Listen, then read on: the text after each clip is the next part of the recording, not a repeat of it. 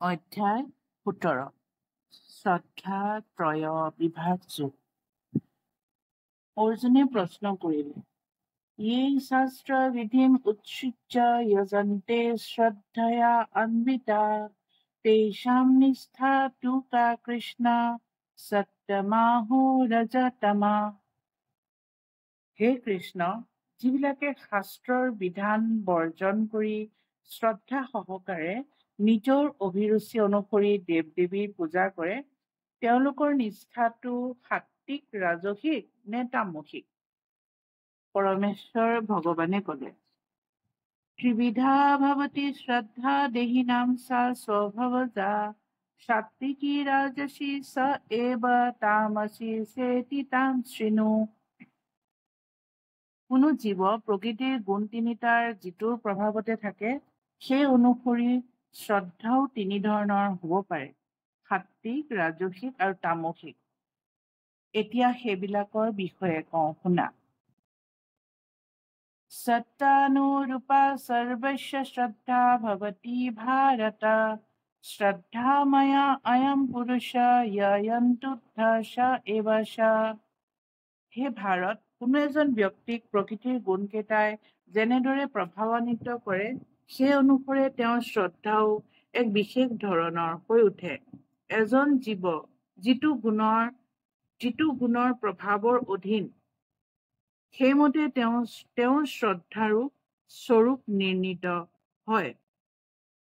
যজন্তে সাত্বিকা দেৱান যক্ষৰা যক্ষাংসি ৰাজসা প্ৰেতান ভূতগণান চ অন্যে যজন্তে তামসা জনা।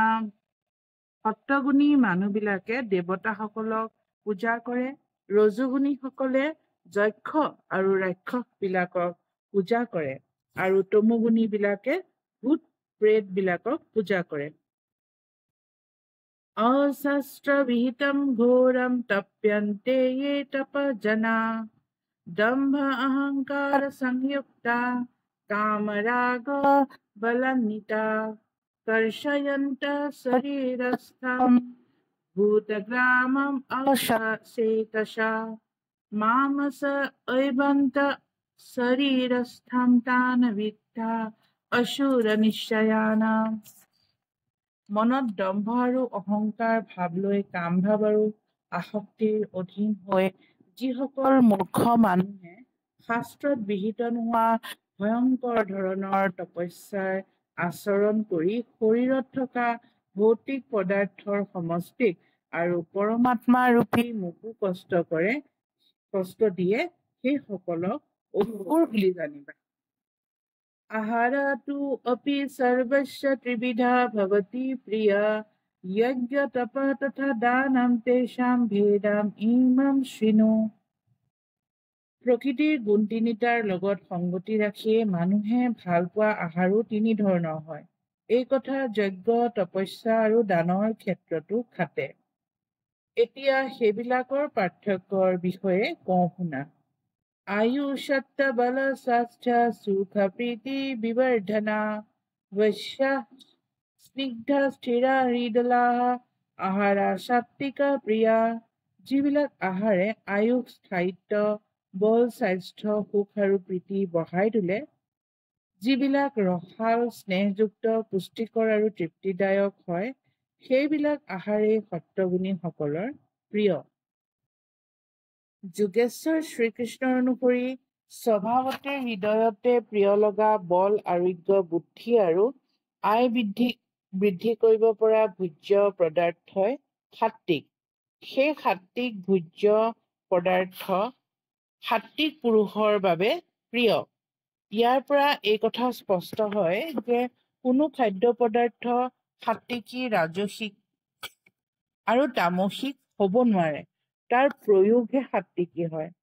গাখীৰো সাত্বিকী নহয়, পিঁয়াজো ৰাজসিক নহয় আৰু নহৰুও তামসিক নহয়। গীতাৰ অনুসৰি সেইবোৰ পদাৰ্থ সাত্বিক যিবোৰ ৰসযুক্ত আৰু স্থিৰ থাকিব পৰা, দীৰ্ঘায়ু, অনুকূল বল বুদ্ধি দিব পৰা আৰু আৰোগ্যবৰ্ধক, স্বাভাৱিকভাৱে মনত ভাল লগা ভোজ্য পদাৰ্থই সাত্বিক। সেই ক'তো কোনো খাদ্য পদাৰ্থকে বঢ়া টুটা কৰিব নালাগে। পৰিস্থিতি, দেশ, পৰিৱেশ তথা কাল অনুসৰি যি ভোজ্য পদাৰ্থ, সেই ভোজ্য পদাৰ্থ স্বাভাৱিকভাৱে ভাল লাগে আৰু জীৱনী শক্তি প্ৰদান কৰে, সেয়াই সাত্বিক।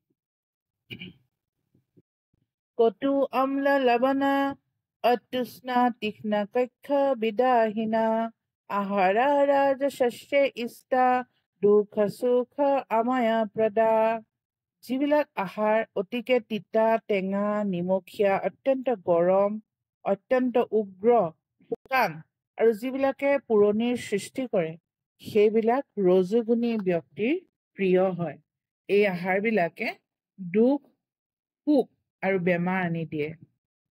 য়তয়ামা গতৱশম্পুতি পয়ুষিতম সয়ত উচ্ছিষ্টম অপি সমেধম ভোজনম তামস প্ৰিয়ম।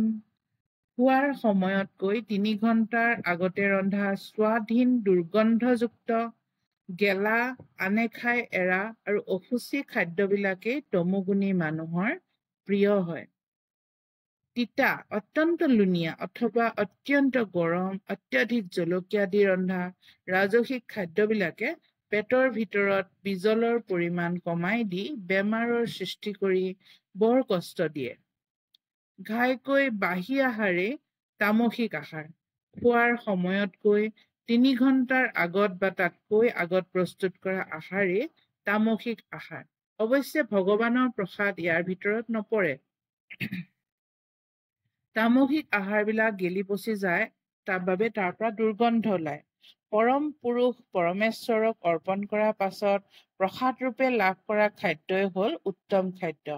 ভগৱদ গীতাত পৰমেশ্বৰে কৈছে যে শাক, পাচলি, আটা, ময়দা আৰু গাখীৰেৰে প্ৰস্তুত কৰা যি খাদ্যকে ভক্তি ভাৱেৰে দিয়ে তাকেই পৰমেশ্বৰে গ্ৰহণ কৰে। তেওঁ কৈছে পত্ৰম পুষ্পম ফলম তৈয়ম। অৱশ্যে ভগৱানে গ্ৰহণ কৰা আটাইতকৈ প্ৰধান বস্তুটো হ'ল ভক্তি আৰু প্ৰেম।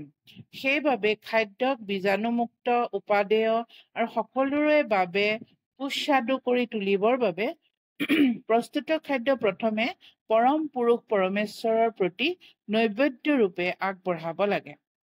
অফলাকাংক্ষাভি যজ্ঞ বিধিদিষ্টয় ইজ্জতে য়ষ্টব্য মে বেতি মনা সমাধায় সাত্বিকা। যজ্ঞবিলাকৰ ভিতৰত যিটো যজ্ঞ ফলৰ আকাংক্ষা নকৰাকৈ শাস্ত্ৰৰ বিধান অনুসৰি কৰ্তব্য কৰ্মৰূপে কৰিবই লাগে বুলি মন স্থিৰ কৰি লৈ অনুষ্ঠিত কৰা হয়, সেইটোৱেই সাত্বিক যজ্ঞ। সাধাৰণতে মনত কিবা এটা উদ্দেশ্য লৈয়ে মানুহে যজ্ঞৰ অনুষ্ঠান কৰে, কিন্তু ইয়াত কোৱা হৈছে যে মনত কোনো ফলৰ আকাংক্ষা নৰখাকৈয়ে যজ্ঞ কৰিব লাগে। অভিসন্ধায় তু ফলম দম্ভাৰ্থমপি স এব য়ত ইজ্জতে ভৰত শ্ৰেষ্ঠ তম যজ্ঞম বিদ্ধি ৰাজসম। হে ভৰত শ্ৰেষ্ঠ অৰ্জুন, যি যজ্ঞ কিবা বৈষয়িক লাভৰ বাবে অথবা দম্ভ আৰু অহংকাৰ দেখুৱাবৰ বাবে অনুষ্ঠিত কৰা হয়, তাক ৰাজসিক যজ্ঞ বুলি জানিবা। বিধিহীনম অসৃষ্টানম মন্ত্ৰহীনম অদক্ষিণম শ্ৰদ্ধা বিৰহিতম যজ্ঞম তামসম পৰিচক্ষতে। যিকোনো যজ্ঞ যেতিয়া শাস্ত্ৰৰ বিধান নমনাকৈ, প্ৰসাদ বিতৰণৰ ব্যৱস্থা নোহোৱাকৈ, বৈদিক মন্ত্ৰৰ উচ্চাৰণ নকৰাকৈ, পুৰোহিতৰ দক্ষিণাৰ ব্যৱস্থা নাৰাখি শ্ৰদ্ধা নোহোৱাকৈ কৰা হয়, তেতিয়া তাক তামসিক যজ্ঞ বোলা হয়। ইয়াৰ পাছত 3 বিধ তপৰ কথা কোৱা হৈছে। কায় মনো বাক্য মিলি এটা সাত্বিক তপ হয়। আজিলৈ ইমানেই।